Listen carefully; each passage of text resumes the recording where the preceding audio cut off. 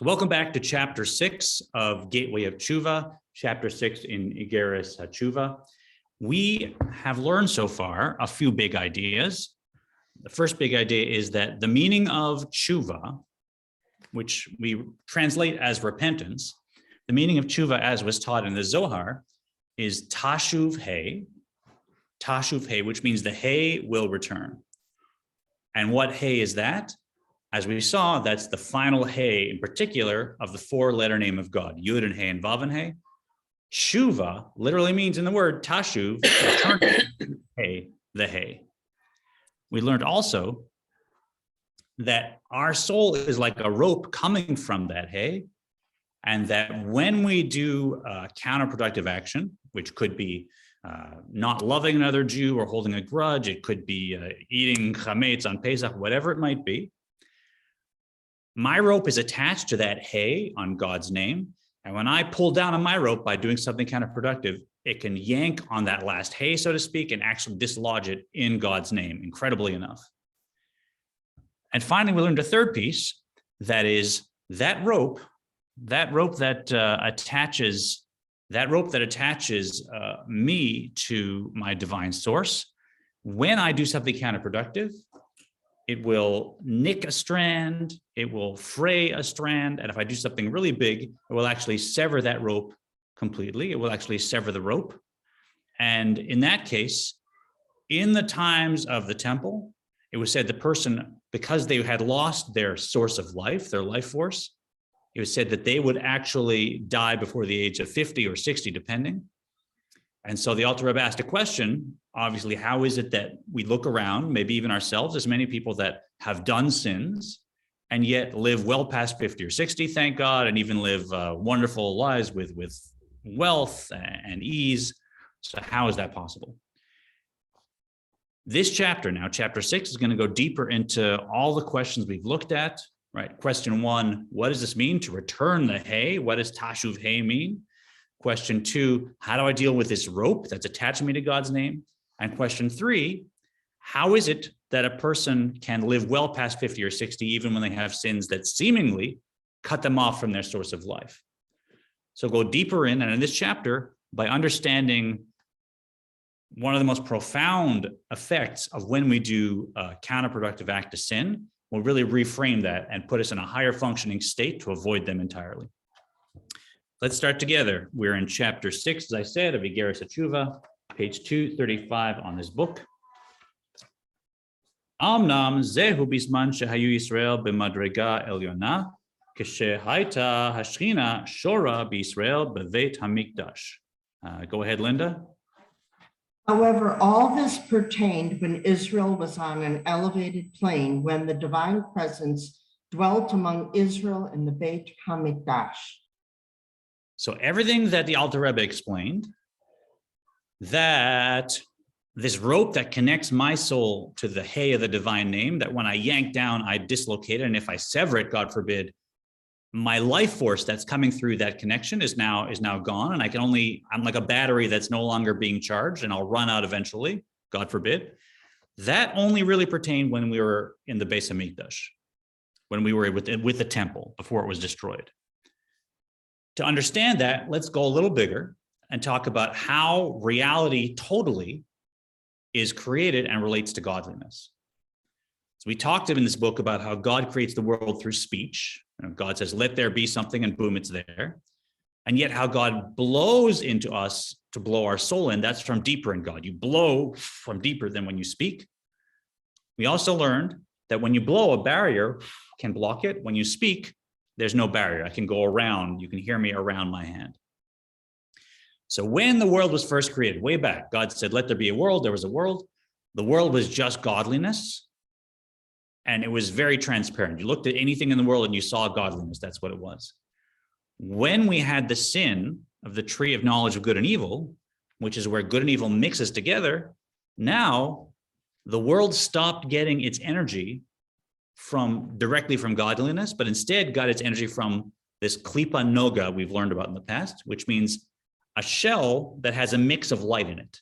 So imagine there's some, call it Ra, evil, and there's some good light, and they're mixed together now.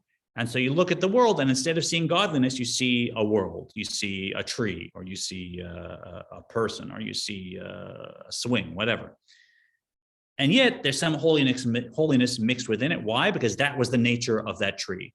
That tree was mixing together good and evil. And once we went down that route, the world itself no longer was just godliness. Now the world was a shell that had godliness mixed in.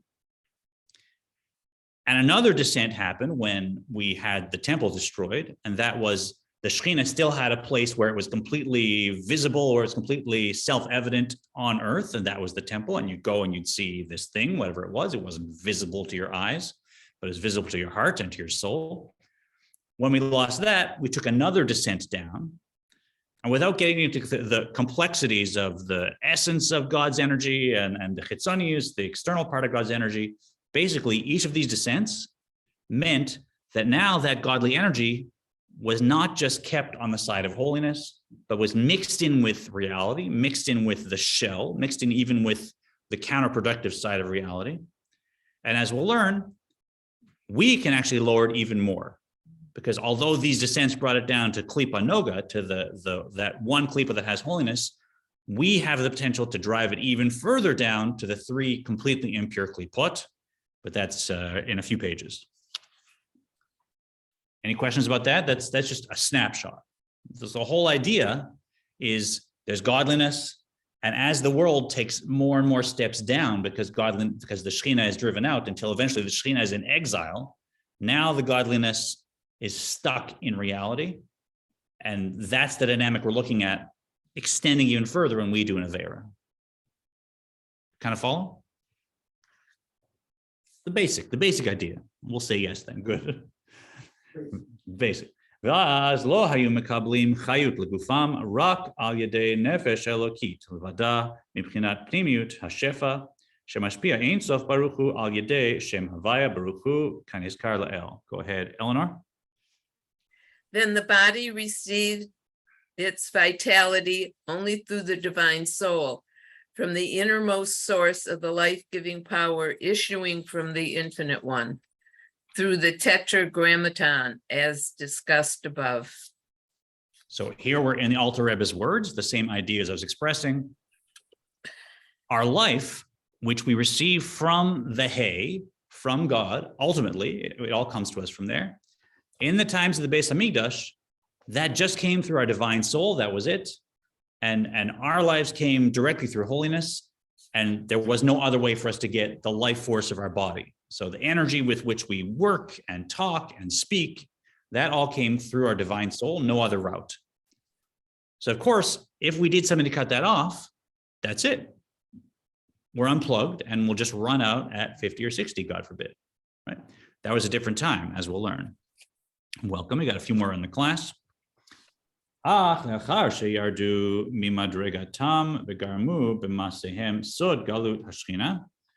they then fell from their estate, and through their actions brought about the mystic exile of divine presence. If you maybe come around right on the same distance as me, one day we'll have a boom mic, God willing.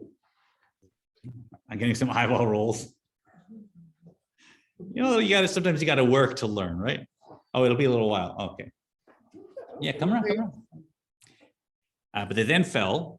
And so what happens when we fall from where we're at in the temple, when the divine presence is in exile? Now, the energy that's coming to us doesn't come directly through holiness, through our divine soul.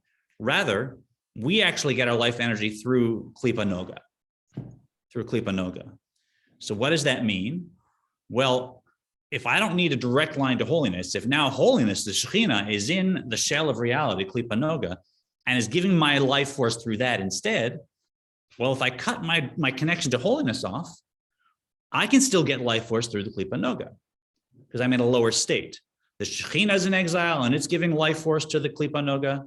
I'm here in exile, and so that's why, as we'll see, it's different now, and we'll much more often see people live long lives and even very successful lives, even though they seem to have done something that would cut off their source of divine flow. This makes sense, yeah? Let's ask questions. What's the? I'm having a hard time understanding exactly. back in the time of the temple, Yeah. they have the direct life force from God. Right. So back in the time of the temple, they had the direct life force from God. So the hay, a rope, my divine soul, that's how my body gets its actual life force. But since the destruction of the temple, Yeah. we don't have it anymore. Now we have to use the elephants. What you're saying. Yeah, since the destruction, now we have to, it's not that we have to. Yeah, we do. Yeah, you're right. So no matter what, the energy comes through Klipa Noga now, although we can get it more directly from holiness and from the essence of holiness, but still the energy from our body is coming to Klipa Noga. Why? Why is it different now as opposed to then? Why is it different now than then? Because the Shekhinah, which is that hay, Malchus of Atzilus, all that stuff, that before was just living in the realm of holiness. It had nothing to do with Klipa. And when the temple was destroyed, that Shekhinah was exiled. It was yanked down in a big way. So now it's stuck. Imagine you've got a flow of water that's feeding a whole town, right? So there's a hose that comes from some source, and the water can come out of the hose, and they just open it up, fill up a bucket, and close it. And the only way to get water is through that hose. And all the water goes to cooking and feeding and whatever they need. It's just boom, right? If that hose is turned off, what happens to the village? No water. There's no water. What if that hose gets dragged down from its hanger, from its whatever it's on, and busted open, and now the water is just spilling everywhere all over the village, and it's just muddy on the ground, and it's just running into. Now, if you don't have the hose, is there another way to get water? Maybe not the best water, but there's a way, right? Because it's just running everywhere. So look, even if I'm not getting from my water supply, well, there's a puddle of water right there. I can scoop it up. I can use that. So the water would be available just on the ground in the village. It's a lower state, but it's wet, right? So same thing with this the divine energy was initially coming just directly to my divine soul from holiness, and that's how my body got its energy. When the Shekhinah was exiled, when the temple was destroyed, it was like I took that supply and I just yanked it off of its attachment and I busted it open, and now it's just out spilling into the village, into the dirt, into whatever. And look, it's just all around. So now even if I cut my connection that my soul would have had in the times of the Bais Hamikdash, the energy is coming from the Klipa anyway. So I can still live because it's still coming to me. I guess I have a hard time why the Shekhinah left. Why the Shekhinah left? So the temple was destroyed. Yeah. That was the Shekhinah. When we went to the Holy of Holies, or when you did a sacrifice and the fire came down from heaven, you saw something called the Shekhinah, the divine presence, and that was the most visible manifestation of the divine presence. The question is, I'm having hard trouble understanding why the Shekhinah was exiled. So that we had a system, right? If I was a Joe Israeli, I would go and I'd bring my sacrifice to the Bais Hamikdash on Pesach, and I'd walk in and I'd see this thing and I'd be rejuvenated, and I'd understand that I was a divine soul. The connection would be palpable in front of me, and then I'd eat this food. I'd be in a holy state, and I had encountered the Shekhinah, right? It had a home on earth. That was the holiest place for it. When the Romans destroyed the temple finally, that was it. Now the Shekhinah had nowhere to come down. And when we went into exile, it said that, as we'll read, the divine presence goes into exile with us. So when we're wandering in Babylonia, in Persia, or wherever we are, the Shekhinah is also there, and it is there, but it's trapped. It's trapped in that state, like we're trapped in that state. One other thought. A few classes ago, you mentioned that whenever we do a mitzvah, we're getting this direct light from God. Yes. But that's not going the other way. That's not going through the. So the question, when we do a mitzvah to get a direct light from God, it's still the case. And let's not get into the complications of there's aspects of the essence of God's life force and chitzonius, the external manifestation, and there's like how it comes. So if we're talking about a mitzvah, I'm happy to say you get light directly from God. That light encompasses you, and you are a chariot, and no equivocations. But if we're talking about the exile of the Shekhinah, and this is, by the way, the life force coming to my body, right? So that's different than the holiness that encompasses my divine soul, but it also encompasses my body. So I'm not taking that back. But when we're talking about this, the exile of the Shekhinah, and how, as we'll see, the life force for my body gets diverted when I do counterproductive action. Now I'll say it's not coming directly, actually, it actually is coming through klipas noga, or even worse, as we'll see. Yeah, you're smiling now. I'm sort of understanding a little. It's just mechanics, right? You just imagine the mechanics, and you know, obviously, really, it's not mechanics. But is there a question that might? No, it's good. So you're projecting externally. You have to be the generator of the Shekinah. If it's exile, Yeah. and you're not getting the pure force, then you have to produce some of it on your own, right? We're still getting it from the Shekhinah. But It's you're our not choice. getting It's as our choice much. how to direct. Yeah, not getting as much, different quality. It's like, Let's not get into details, but Sure. our job ahead. is, when I do a mitzvah, as you say, when I learn Torah, what you're doing right now, okay, there's this incredible light coming down. all right, Okay, how it's coming, from where it's coming, never mind. Yeah. When I do an Avera, that same light that would come down, particularly to power my body, as we'll see, can get diverted. So it gets very, very complicated quickly if you go into what level light's coming from, and is it essence, or is it external? Like, I don't want to get lost in that. But what do you think about like filters? In the sense that with every disconnection, there was another filter that got laid in. And when we do a mitzvah, do we slide one of those filters back to let light go back up? Yeah, to some extent. So the question is, can you see it as a filter? And when you do a mitzvah, is that filter sort of removed and we can go back up? To some extent, but in particular, it's not doing a mitzvah, it's tshuva that we're looking at, Okay. that will Right. reattach everything we're talking about, Got it. right? Doing a mitzvah is of course good, Yes. but if I lied to somebody and now I give $100 of charity, that problem is still there. So whether you're thinking of it as a rope or as a hose or whatever, Yeah. I still have an issue with my supply. And if I've done something like eating chametz on Pesach, as the big example we have, which does kares, I mean, I can give $1 million to charity if I want, but I still have to deal with the fact that I've severed my connection spiritually, and it's tshuva that repairs that. And other mitzvahs help also, but we'll see. We'll get to that. I have a question. Yes. What about the recipient of that $1 million if the person got it illegally? Is the receiving of it a negative on their soul at any point? Generally, no. Okay. If whatever, especially with tzedakah or anything, once a mitzvah happens and a person benefits from it, if it's a mitzvah, now it's sealed on another plane. Do I still owe the person the money? Yeah, they can come and collect that from me, and I still owe it to them. But you know, if I give someone $100 to charity, it turns out that I stole it from whoever, that person, the mitzvah still happened, but they have to collect $100 back for me because I stole it, God forbid. Got it. All right. Now I forget where we are, but then, oh yeah, as.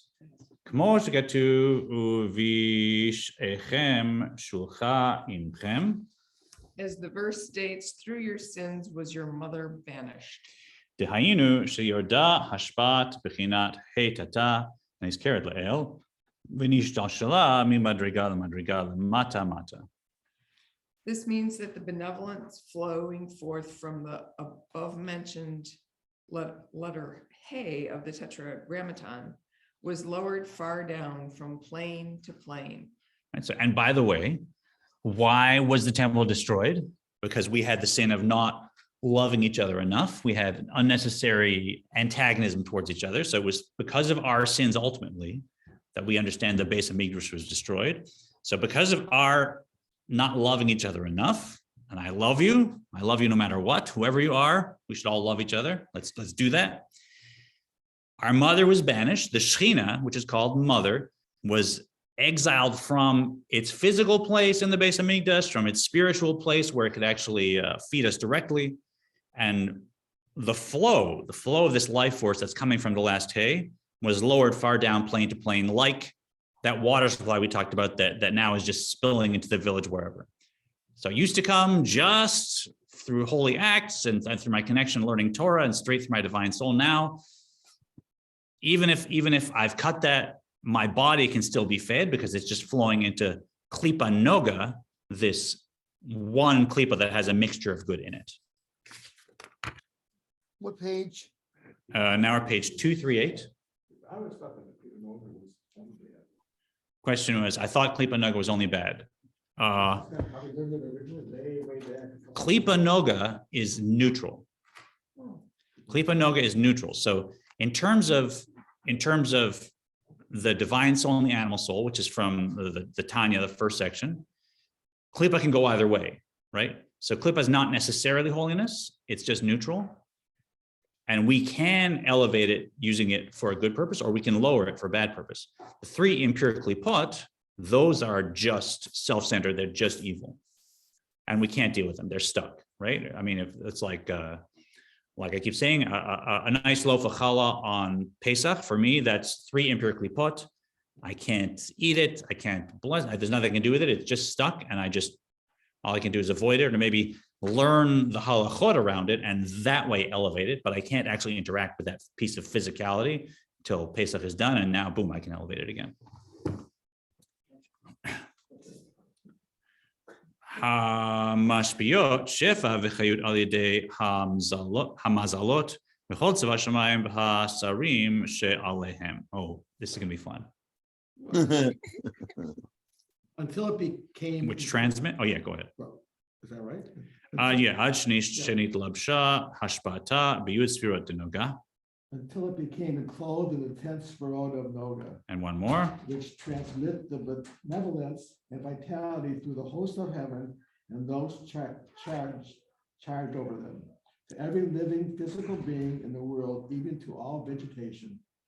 Our sages state that there is no blade of grass below that it has no spirit. Above the smites it and commands it grows. Beautiful. So this is ultimately how the rest of the world, the physical world, receives its life force, is not directly from holiness, is through God's speech. So the external aspect of the hay to begin with, and then it goes through the sphere of Noga. So that means the energy goes not directly, but it goes through this other spiritual force. And that spiritual force, those are the call them the mazalot, right? The how does he call them now? Not spirits, right? There are spiritual sort of so for Sar is not a master, but a overseers, let's say, that control how the life force gets to every aspect of reality. And this, by the way, is how we get into idol worship, because people of the world recognize, oh, if I can see spiritually, and every people has prophets, they see that this life force, this spiritual force is coming from this, call it an angel, or call it a minister, or call it whatever you want. There's a spiritual force through which the world's life force is coming. So they think, why not address that spiritual force and start to pray to it, God forbid. And that's an error, because all those spiritual forces are nullified before God, and there's really only God. But it's an understandable error if you are sensitive spiritual and you see that this blade of grass has a spiritual being that directs it. This mountain does, the sun does, the earth does, the ocean does. So that's how energy comes to the rest of the world, not to our souls, but to just reality, is through these spiritual forces that are in Klipa Noga.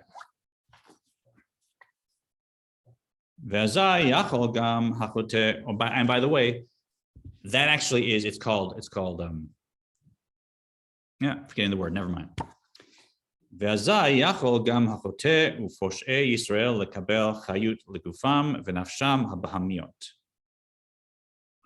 go back, we'll do Linda, Eleanor, Stuart, go ahead, and Susan and Paula. So Linda, go ahead. Hence, even the sinful and deliberate transgressors of Israel may receive vitality from it for their bodies and animal souls. Come on, let's go on. Kmo shar balei chaim mamash, kmo shekatuv nimshal kabhemot nidmu.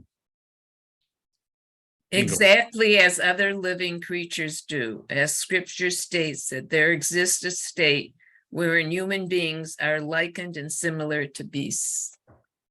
So here, unlike in the times of the Bais Hamikdash, when we were all just directly connected, and if you cut it off, there was no workaround. Now the divine life force is flowing all into the Klipa Noga. And so if we happen to, God forbid, do a big Avera and cut off our direct link, we can just draw like the rest of the world does, because ultimately it's coming through Klipas Noga anyway, right? When we get back, when, as Reformed Judaism says, the Messianic era arrives, now everything will be restored and we'll be aware the world will just be pure godliness. We'll all be getting it directly from the essence of God. But until that time, my body's energy comes anyway through Klipa Noga. So if I unplug my direct line, I've got the workaround, so to speak. And we're learning this not so we should feel bad, God forbid, but we're learning this because ultimately we want to understand something else about this dynamic that happens when we do an Avera, and that is, as we'll see, when I actually do something counterproductive, now not only is this divine energy coming into Klipas Noga because of the exile of the Shekhinah, but now I'm pulling it down even further, as I said, to the 3 impure Klipot itself, where the Shekhinah really has no business. And we really are the only being in the world that can do that can actually pull the godly light down to the 3 impure Klipot, right? They're there, they're doing exactly what God wants. They get the absolute minimum of energy because God's creating them, holding God's nose, so to speak. God's like, just as much as it needs to just be there so people have free will, but God forbid they choose this, right? This is really the evil side of the world, and God gives it the minimum amount of power. And what happens when we decide to do something self-centered instead of the right other-centered thing? We take that energy that was coming to us, and guess where it goes? Further down than it could ever go otherwise, into those 3 impure klipot. And now instead of getting the bare minimum of just a tiny flow of power, a very external godly power that will just give them life, now suddenly they're drinking directly from this flow of holy energy that was supposed to come to us. So the most beautiful light that can come into the world, we take it, and we take it, as you'll see, in abundance. And it suddenly flows into 3 impure klipot, and they bloat up, and they're very happy with us because of it. So they say, oh, good, Smolash is here to share his divine light with us. Otherwise, we never could have gotten it. God didn't want this to happen, right? And so, hooray. First of all, suck it in. And now the problems of the world get bigger. And then, by the way, as we'll see, it's so happy with me for feeding it that it's going to actually pat me on the back and give me reward in the terms of not spiritual rewards, but physical rewards, whether that's wealth, whether that's health, whatever it is. The world of Klipa is actually invested now in me continuing that pattern, that cycle. And so it'll reward me. It'll say, good, let's give Smolash another raise. Let's give Smolash, more years so he can keep doing this stuff. Let's make sure he gets a whole lot of Olam Hazeh, of this world, instead of the spiritual world. So in the Alter Rebbe's words, crazy, eh? So that's why we're learning this, not so we'll feel bad, but so we'll know what the actual impact is when we do an Avera. And then Tshuva is going to be a little easier. Hence. In fact, the Rabbi, and who's reading next? Let's do Mindy and Stewart. V'yeter se'et v'yeter oz, al pi hamvoar mi Zohar HaKadosh Parshat Pekudei, shekol sheva v'chayut hanishba'ot le'adam hatachton. Let's go till there. In fact,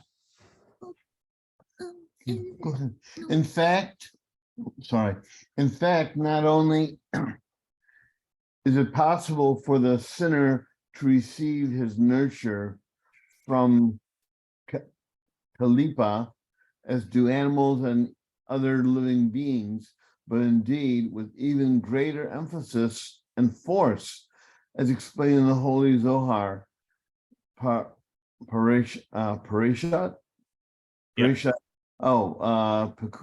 Pekudai, that all the benevolence and vitality granted mortal men.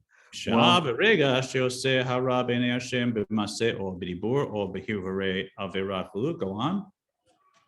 while he commits evil in the eyes of God in deed or speech or by musing on sin and so on, i.e.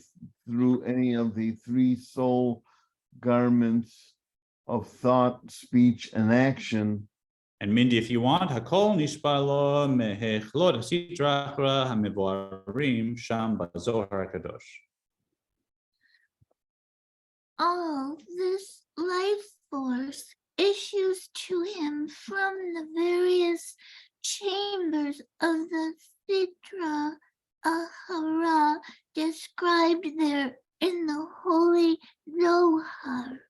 Right, so here we get the point that not only when I do an Avera, God forbid, do I now start feeding the Klippa and holy energy goes where it had no place going in the universe. So the very best energy that God imagined before the world was created. God said, here's a mitzvah I imagine Smolash doing on such and such day in such and such way with such and such emotions, and I have a light stored just for that. And the whole world is waiting for me to go and do that mitzvah. And that comes and I say, nah, I'd rather do X, right? And so now that energy, where does it go? It was like the crown of creation. It was there waiting for all eternity for me to bring it and reflect light back up and bring holiness into the world. And instead, boom, goes down below even where energy could flow from the sin of knowledge of good and evil, and even from the exile of the skin. Now it's going to three empirically put, and boom, they drink it up, they expand, and then what do? They give me my life energy, not just kind of the normal way, they give it with extra force. Extra force. They say, yeah, now that Smolash is giving us this good stuff, we'll reward Smolash. And so now it explains why we see sometimes in history that somebody who is clearly has cut off this connection, as we said, is actually not just living a life past 50 or 60, but is living a happy life, a wealthy life, a successful life, and is just seems to have all good things. Because unfortunately, when I'm feeding the negative side of reality with that energy, the negative side wants to keep me involved in that relationship, and it'll create a user-friendly relationship, so to speak, where it's very friendly with me because it's using me and I'm using it. Question. Say it again. You live longer? Is that what you said? That's right. That's right. So you're living not a good life and you get to live longer?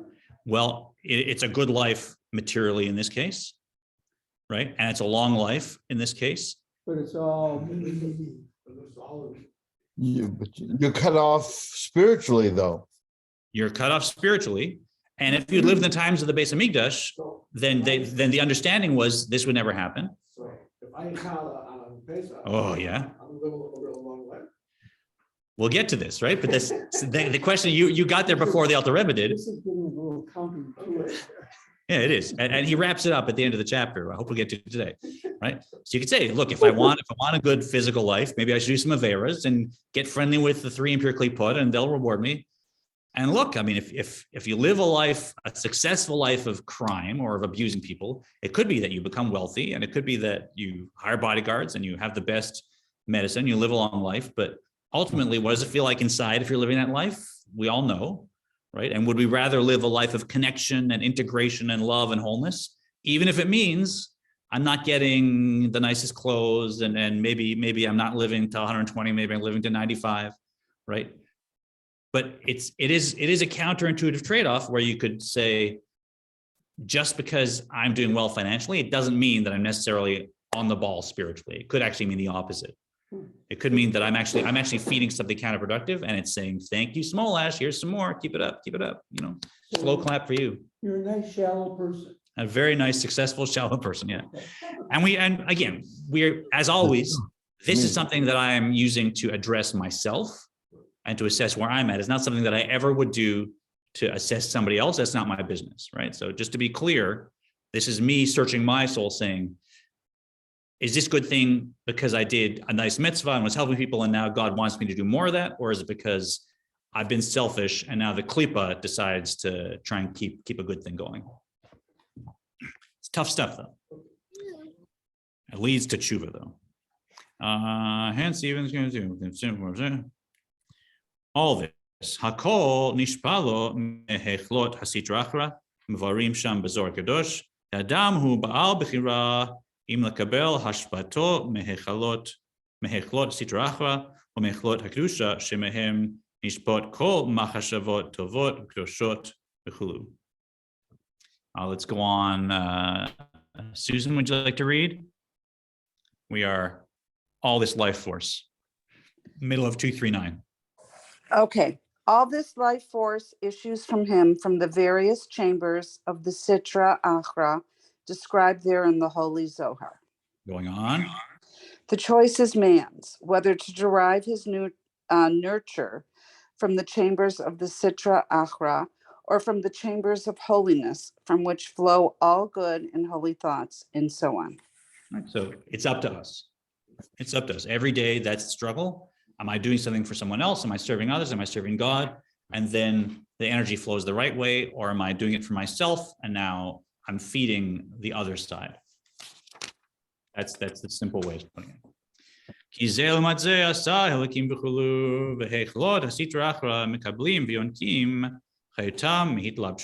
מהתלבשות והשתלשלות השפע דיוד ספירות דנוגה. Go ahead, Paul, if you'd like. Is that a yes or a no? I can't hear you. You're still muted.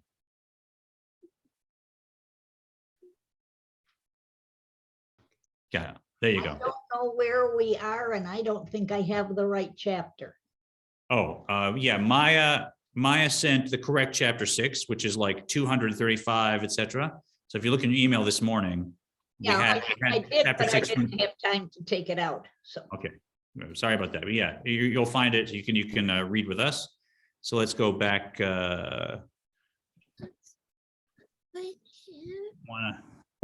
When one's thoughts, words, or for one opposite?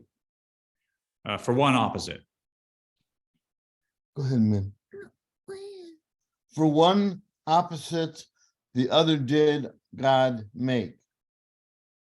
That's a little confusing, right? For one opposite, the other did God make.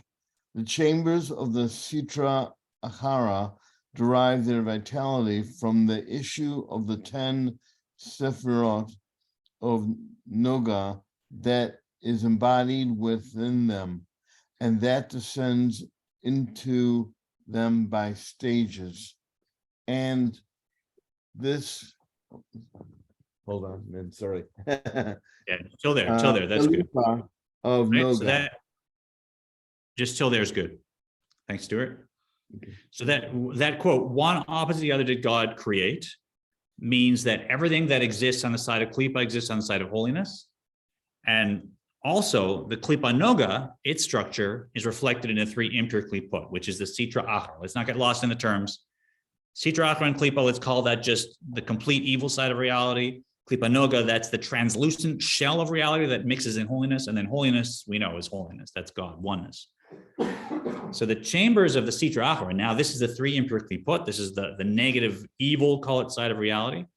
They get their vitality from the 10 emanations that we learned about, the 10 Sfirot of Klippa Noga, right? Because reality is reflected in my soul. I've got 10 Sfirot in my divine soul, 10 in my animal soul. We call them powers, attributes. Same thing with the Klippa. As you read, this Klippa is comprised of good and evil, the tree of knowledge of good and evil, as is known to the students of Kabbalah. This whole Klippa Noga, it began with the sin of the tree of knowledge of good and evil, where good and evil are mixed together, and that's the nature of Klippa Noga. It's shell, but it's shell with some light mixed into it. And Klippa Noga is what feeds the energy to the 3 impure Klippot. And to get the energy down there, that takes me to do a sin, because otherwise it's only going to get the very bare minimum, that God deigns to use to power it. Now we're going to go back to the concept we looked at, which is that as all this is happening, ultimately, my soul is a rope connecting me to this letter Hey. And so whatever's happening, any damage I do is done to that connection, and any repair I can do is going to restore that connection. It's a powerful image to have in mind when approaching tshuva. So bottom of 241, and let's go with Dan. V'hinei Yaakov chevel nachlato k'tiv. Scripture states Jacob is the rope of God's heritage. Let's do a little more. Al derech mashal k'mo hachevel sherosho echad lemala v'rosho hasheni lemata. The analogy compares the soul of a Jew to a rope, with one end above and the other end below. This is simple. Said Nacha Yaakov chevel nachlato. Chevel can mean the portion, or it can also mean rope. Sorry. Yeah. So instead of reading it the portion of my inheritance, we can read it the rope of my inheritance. And in that case, we really picture my connection to God as a direct line. And as we said, if I'm doing an Avera, I'm yanking down that line. And that, as we said, can dislodge my connection to the flow from the hay.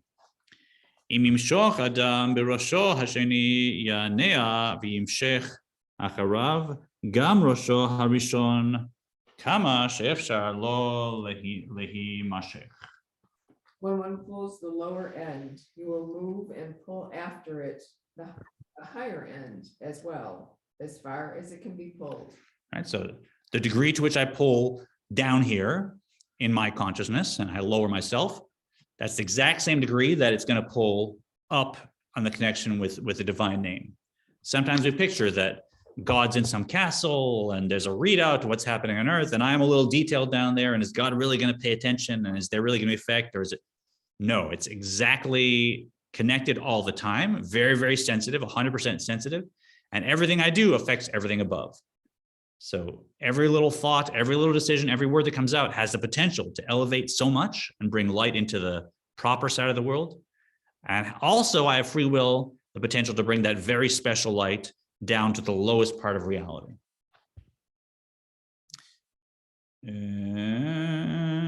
Which paragraph am I in there? It is exactly so. V'chach hamamash b'shorish nishmat hadam mikarav mibchinat he tata hanizkeret la'el. It is exactly so with regard to the root of the soul of man and its source in the letter Hey mentioned above. It's exactly so with the root of my soul. Its source is in the hay. What happens to that source of my soul? Hu mamshi humorid hashpata al yedei masav haraim umachshavotav. Through one's evil deeds and thoughts, one draws down the life force issuing from the letter Hey. So if I let my animal soul run the roost and I start imagining, I'd like to own somebody's house, or thinking of something improper, or having a grudge against another person, right? I'm taking that energy and I'm taking the energy that should have issued from that hay and down to the right side of the world. And Into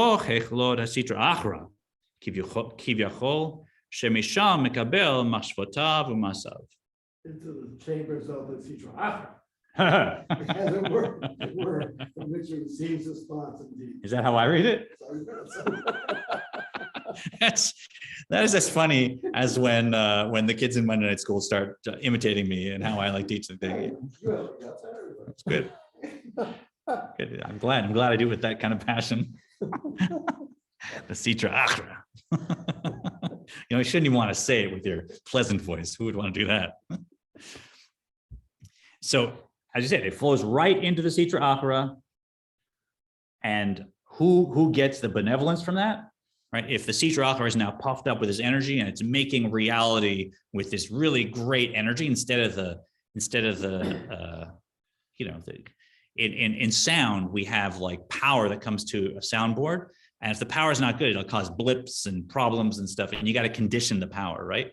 As you can imagine, this beautiful power that's just perfectly conditioned for exactly what you need. And it's this pristine. I mean, there's no way to really describe the difference in energy that comes from the level of holiness that should come down for us to do Torah mitzvahs to so many degrees down, the minute and poor quality level of energy that God uses to create, something that's being used for evil, right? I mean, God can create a whole universe with one thought, And so like God just needs a tiny, tiny bit of the most, not cherished energy, the least cherished energy to create this whole universe. There's nothing there. It's just an illusion. It's just fed from nothing. And we're taking the best energy and giving it down. So now it gets excited, it puffs up, it's all full of itself. And what happens? ומפני שהוא הממשיך להם ההשפעה לכן, הוא נוטל חלק בראש. Let's go, Eleanor, why don't you finish us off? Because it is he, the sinful individual, who draws the flow of vitality into the chambers of the Sitra Akra. It is he who receives the greatest portion from them. So, now he says it very clearly. When I do this, and look, we all do this, right? And I do this on a regular basis. I do all kinds of averas. So like we shouldn't feel like this is like an unnatural thing, but we should know what's happening and how we can correct it. And when we do this, not only are we feeding that side of reality is feeding us and giving us the biggest portion, because now it's invested in us. It's invested in us. And it's like those credit card companies that are coming after my daughter. And, she goes to college and like, hey, here's a credit card. And she's like, oh, I'll spend on something. I won't pay it back. And now they're invested in it, right?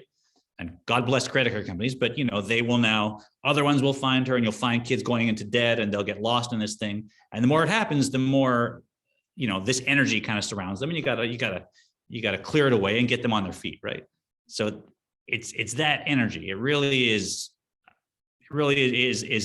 like I don't want to call credit cards parasites, God forbid, lahavdil, but this is the parasitic side of the universe that if we engage in it, will just try and make us feel as good as we can with as much physical stuff as we can, and we'll just forget what we were here for and what we were meant to do.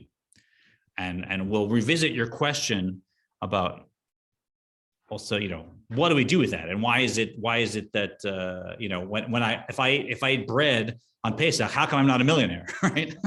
So the altar will answer that, but we haven't meditated in a while. I'd love to take 5 minutes and just finish with our little meditation practice. That wasn't a question, it was a statement. A vibe, even stronger, right? Even stronger. I mean, come on, I've done all this stuff. Where's my goodies, right? I get it. So let's, if you haven't meditated with us, we're going to just take 5 minutes, find yourself in a comfortable position. This is beautiful Kabbalistic style meditation. We're just going to clear our minds and insert a divine concept. So just bring your breathing to a nice even pace. Let your spine get nice and long. Full length spine, all the space you need in between each vertebrae. Let's start to relax each system in your body. Let's start from the outside with your skin, and let your skin hang heavy over your frame. Now move inside to your muscles. Just sense all the muscles hanging off the bones, easy. The muscles around your eyes can just relax. Eyeballs sitting in your sockets. Yeah, tongue muscle, easy, light, and relaxed in your mouth. Let's move into your organs. Can find ease in the space of your brain, the space of your inner organs, your stomach, intestines, your heart, all just exactly where they need to be. And finally, the bones, your skeleton, your frame with its connective tissue itself, let it just resting on top of itself with the minimum energy, just perfectly balanced. Now let's come to that breath that's flowing in and out. Deepen it. We're going to count 4 counts for each stage of the breath. 4 counts to breathe in, 4 counts to keep the breath in, 4 counts to breathe out, 4 counts to stay empty. Breathing in with me on 1, 2, 3, 4, staying full, 2, 3, 4, back out, 2, 3, 4, and now empty, 2, 3, start the cycle again, in, staying full, back out. Empty. Keep that cycle going. You're finding your mind is much clearer now. Nice, quiet, open space. Your body's much more relaxed than when we started.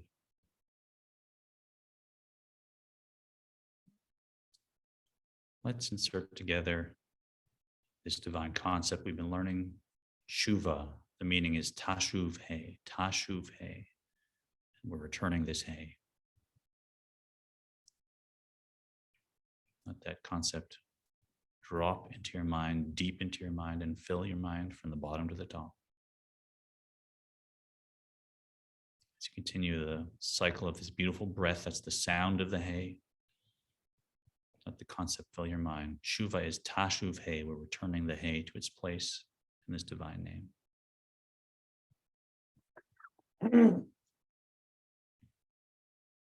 Give you just a couple minutes to let that divine concept expand in the screen of your mind and your heart.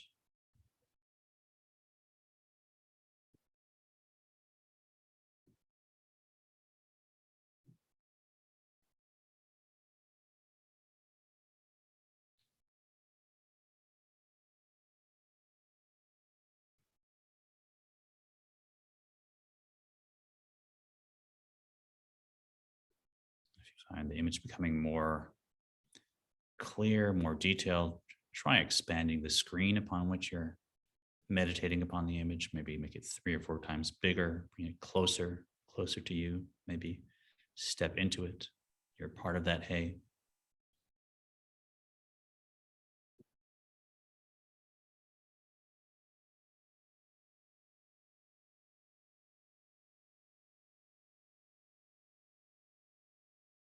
Yeah, allow the concept to just find more and more complexity through the faculty of Bina, of intellectual inquiry, till it fills your mind with breadth, with depth. Tashuv He, returning the He.